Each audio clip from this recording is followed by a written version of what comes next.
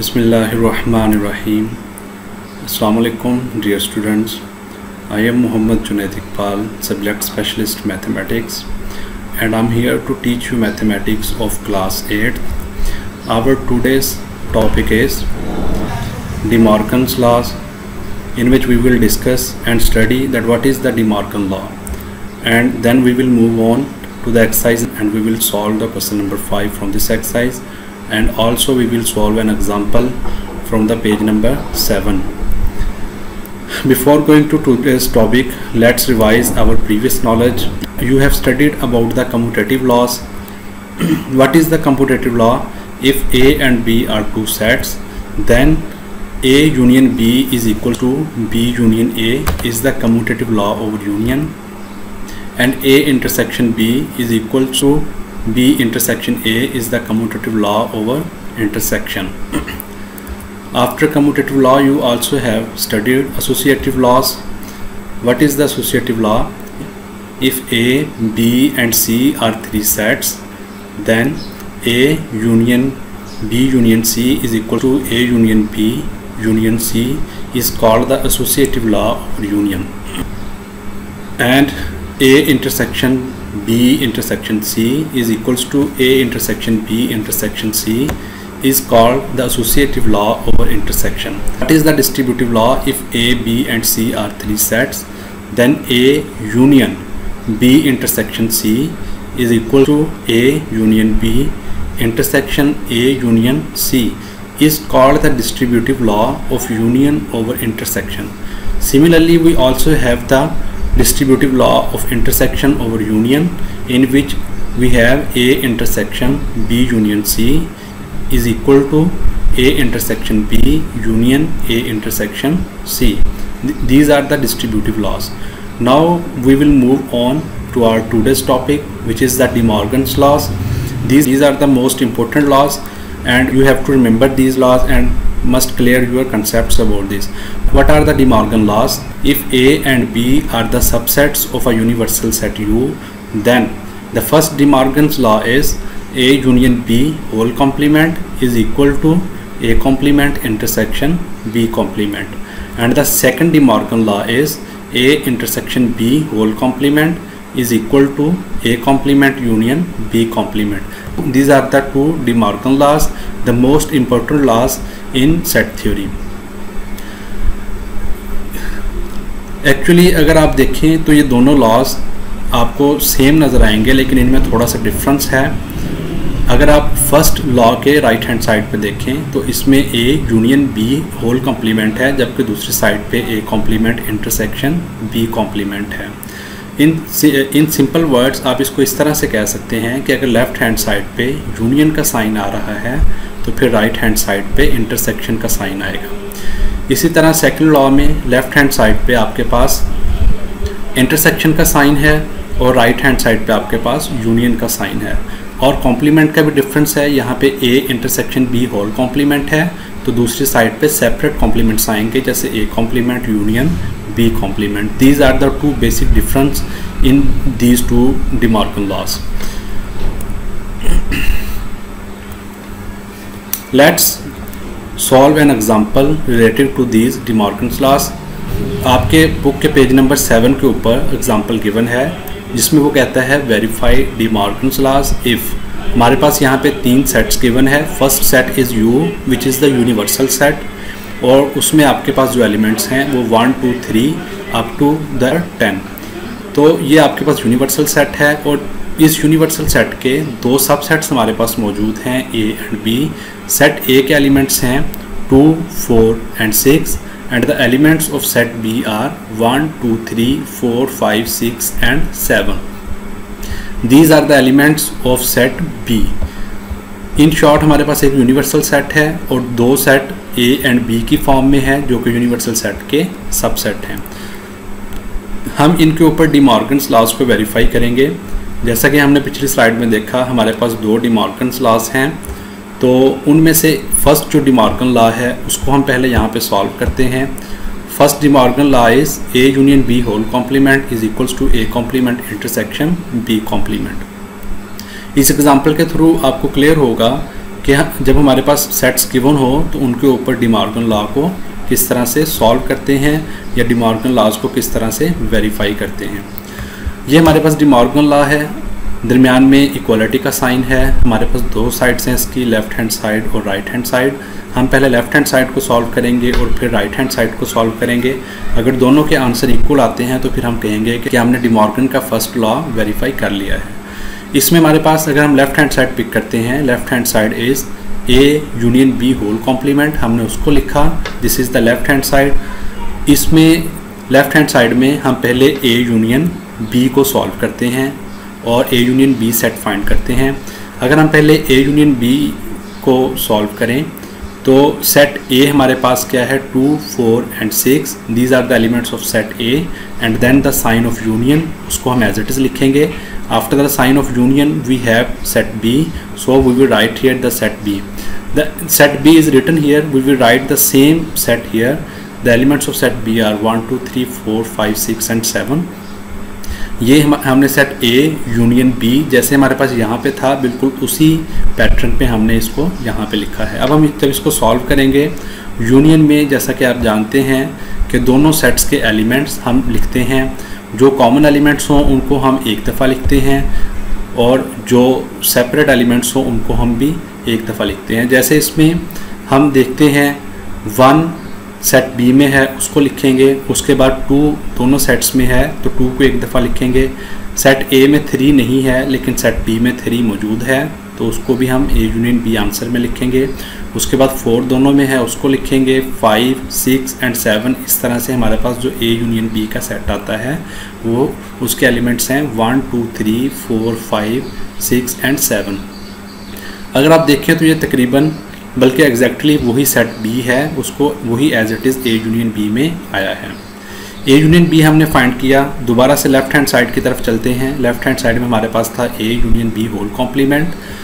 Complement का आपको पता है कि जिस सेट का कॉम्प्लीमेंट फाइंड करना हो उसको यूनिवर्सल सेट में से माइनस करते हैं। So A union B whole complement को हम इस तरह से लिख सकते हैं। अब ये दोनों सेट्स यहाँ पे लिखेंगे। सेट यू हमारे पास ऊपर गिवन है, उसके एलिमेंट्स हैं 1, 2, 3 up to 10। उसके बाद ए यूनियन बी है तो ए यूनियन बी हमारे पास ये सेट हमने फाइंड आउट किया था, उसको उठा के यहाँ पे लिखेंगे। The elements of A union B are 1, 2, 3, 4, 5, 6 and 7 है कि ए यूनियन बी का कॉम्प्लीमेंट फाइंड करेंगे। कॉम्प्लीमेंट फाइंड करने के लिए हम जो वो element set A union B के वो एलिमेंट्स जो सेट यू में मौजूद हैं उनको नहीं लिखेंगे। जो सेट यू के यूनिवर्सल सेट के रिमेनिंग एलिमेंट्स होंगे उनको हम नीचे अपने आंसर में लिखेंगे। जैसे यहाँ पे देखें यूनिवर्सल सेट में 1 मौजूद है, ए यूनियन बी में भी 1 मौजूद है। 1 से कैंसिल हो जाएगा, वो हमारे पास आंसर में नहीं आएगा। उसके बाद 2 यूनिवर्सल सेट में भी है, 2 ए यूनियन बी में भी है, वो भी कैंसिल होंगे, वो भी नहीं आएगा। इसी तरह से 3, 4, 5, 6 and 7 तक के एलिमेंट्स सारे के सारे हमारे पास ए यूनियन बी में मौजूद हैं। यूनिवर्सल सेट के उसके बाद वाले एलिमेंट्स जैसे 8, 9, 10 वो इस सेट में मौजूद नहीं हैं तो वो नीचे आपके आंसर में आएंगे। So your left hand side is with the elements of 8, 9 and 10। This is the left hand side. ये जब हमने हमारे फर्स्ट डी मॉर्गन्स लॉ को सॉल्व किया तो उसकी लेफ़्ट हैंड साइड का जो सेट हमारे पास आया है उसके एलिमेंट्स हैं 8, 9 and 10। अब हम राइट हैंड साइड को सॉल्व करते हैं। अगर तो राइट हैंड साइड का में भी हमारे पास सेम सेट आता है with the elements of 8, 9 and 10 तो इसका मतलब है कि हमने डी मॉर्गन लॉ को वेरीफाई कर दिया है। आइए राइट हैंड साइड की तरफ चलते हैं, राइट हैंड साइड को सॉल्व करते हैं। राइट हैंड साइड हमारे पास है A complement intersection B complement. We will write here right hand side is equals to A complement intersection B complement. अब यहाँ पे ए कॉम्प्लीमेंट है और बी कॉम्प्लीमेंट है, इन दोनों का हमें इंटरसेक्शन फाइंड आउट करना है।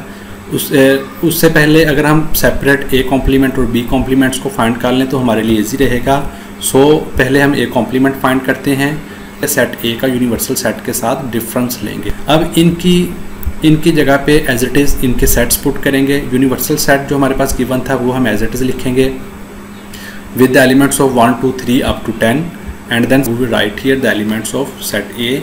The set A is 2, 4 and 6। इनका जब डिफरेंस लेंगे, यूनिवर्सल सेट में हमारे पास 1 है लेकिन सेट ए में 1 नहीं है तो इसलिए हमारा जो ए कॉम्प्लीमेंट है उसमें एलिमेंट 1 आएगा। उसके बाद यूनिवर्सल सेट का एलिमेंट 2 है और सेट ए का एलिमेंट भी 2 है, तो 2 हमारे आंसर में नहीं आएगा। एंड देन 3 हमारे आंसर का पार्ट होगा, 3 ए कॉम्प्लीमेंट का पार्ट होगा। उसके बाद 4 सेट ए में भी है, वो कैंसिल होगा। 4 के बाद 5 सेट ए में नहीं है, सिर्फ सेट यू में है, तो वो एज इट इज़ आएगा। Then 7, 8, 9 and 10 these are the elements of A complement. हमने ए कॉम्प्लीमेंट फाइंड किया है। अब हम हमारा जो सेकंड पार्ट है बी कॉम्प्लीमेंट, उसकी तरफ चलते हैं। बी कॉम्प्लीमेंट को सॉल्व करेंगे। इनकी जगह पे हम इनके सेट लिखेंगे। सेट यू, हमने यू की जगह पे सेट यू लिखा, the sign of difference, and then B की जगह पे सेट बी लिखा। जब हम इनका डिफरेंस लेंगे, सेम वही मेथड, बी के जो एलिमेंट्स हैं वो हमारे बी कॉम्प्लीमेंट में नहीं आएंगे। 1 के साथ कैंसिल, 2 के साथ। सेट बी के जो एलिमेंट्स हैं वो 1 से लेकर 7 तक हैं, वो सारे के सारे कैंसिल होंगे। उसके बाद वाले एलिमेंट्स यूनिवर्सल सेट के 8, 9 एंड 10 वो हमारे सेट बी कॉम्प्लीमेंट का पार्ट होंगे। So this is the set of B complement with the elements of 8, 9 and 10। हमने ए कॉम्प्लीमेंट भी फाइंड किया, उसके बाद बी कॉम्प्लीमेंट फाइंड किया। तो अब वापस राइट हैंड साइड की तरफ चलते हैं। राइट हैंड साइड हमारे पास थी A complement intersection B complement. जो हमने सेट्स फाइंड किए हैं वो यहाँ पे पुट करेंगे। The set of A complement that we have find out here, इसको हम यहाँ पे लिखेंगे with the elements of 1, 3, 5, 7, 8, 9 and 10 and then the sign of intersection, उसको एज इट इज़ लिखेंगे। उसके बाद बी कॉम्प्लीमेंट है, तो बी कॉम्प्लीमेंट का हमने ये सेट फाइंड किया था विद द एलिमेंट्स ऑफ 8, 9, 10, उसको लिखेंगे। अब ए कॉम्प्लीमेंट और बी कॉम्प्लीमेंट के जो सेट्स हैं इनका हम इंटरसेक्शन फाइंड करेंगे। एज यू नो कि इंटरसेक्शन में वो एलिमेंट्स आते हैं जो दोनों सेट्स में मौजूद हों, या सिंपल वर्ड्स में हम यूँ कह सकते हैं कि इंटरसेक्शन में कॉमन एलिमेंट्स आते हैं। तो इन दोनों सेट्स में कॉमन एलिमेंट अगर आप देखें तो वो 8, 9 एंड 10 है। So the set for the right hand side is this with the elements of 8, 9 and 10। Left hand side में भी हमने यही सेट फाइंड किया था। तो इसका मतलब ये है कि लेफ्ट हैंड साइड और राइट हैंड साइड को सॉल्व करने के बाद हमारे आंसर सेम आए हैं। तो हम कह सकते हैं that first D Morgan law has verified which is A union B whole complement is equals to A complement intersection B complement। तो एग्जाम्पल का जो फर्स्ट पार्ट है वो हमने सॉल्व कर लिया है। सेकंड पार्ट आपकी असाइनमेंट होगी, लास्ट में मैं मेंशन भी करूँगा उसको। अब एक्सरसाइज की तरफ चलते हैं। एक्सरसाइज नंबर 1.2, एक्सरसाइज नंबर 1.2 इसका क्वेश्चन नंबर 5 हम करेंगे। What is the statement of question number 5? इसमें वो कहता है verify De Morgan's laws if, यहाँ पे नीचे हमारे पास कुछ सेट्स गिवन है। Set U is equal to N हमने पढ़ा हुआ है that it is the set of natural numbers, जिसको मैंने टेबुलर फॉर्म में लिख दिया है। ये सेट ऑफ नेचुरल नंबर्स की टेबुलर फॉर्म है।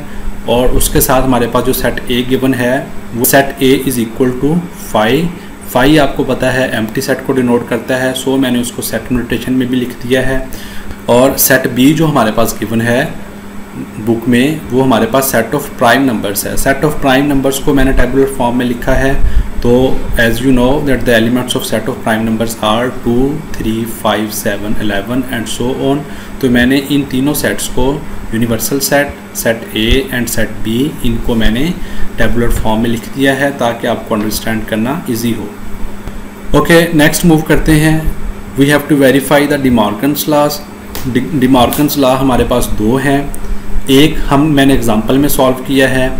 यहाँ पे मैं second De Morgan law solve करूँगा ताकि आपको सेकंड की भी समझ आए कि सेकंड डी मॉर्गन लॉ को किस तरह सॉल्व करते हैं। So the second De Morgan law is A intersection B whole complement is equal to A complement union B complement. Same वही मेथड अडॉप्ट करेंगे सॉल्व करने के लिए जो हमने एग्जाम्पल में किया था कि पहले हम इसकी लेफ़्ट हैंड साइड को सॉल्व करेंगे और फिर हम इसकी राइट हैंड साइड को सॉल्व करेंगे। सो सॉल्यूशन की तरफ चलते हैं। पहले लेफ़्ट हैंड साइड को सॉल्व करते हैं। लेफ़्ट हैंड साइड जो यहाँ पे लिखी हुई है मैंने वही एज इट इज़ नीचे लिखी है which is A intersection B whole complement. तो इसमें भी पहले हम ए इंटरसेक्शन बी फाइंड करते हैं। ए इंटरसेक्शन बी अगर फाइंड करें तो सेट ए हमारे पास एम्प्टी सेट है, उसे लिखा। इंटरसेक्शन सेट बी हमारे पास प्राइम नंबर्स का सेट था, उसको मैंने लिखा 2, 3, 5, 7, 11 एंड सो ऑन। चूँकि इंटरसेक्शन है, इंटरसेक्शन में कॉमन एलिमेंट्स आते हैं। सेट ए एम्प्टी सेट है, उसमें कोई एलिमेंट नहीं है, तो हमें कोई भी कॉमन एलिमेंट नहीं मिलेगा, तो जो इंटरसेक्शन में हमारे पास सेट आएगा वो एम्प्टी सेट ही होगा। So A intersection B is equals to the empty set. अब हम वापस लेफ्ट हैंड साइड की तरफ चलते हैं। लेफ्ट हैंड साइड हमारे पास थी A intersection B whole complement. Left hand side हम इसको सॉल्व करते हैं। यूनिवर्सल सेट की जगह पे हमारे पास जो सेट ऑफ नेचुरल नंबर्स था वो लिखा, and then A intersection B में हमारे पास जो सेट आया था वो एम्प्टी सेट था, उसको मैंने लिखा।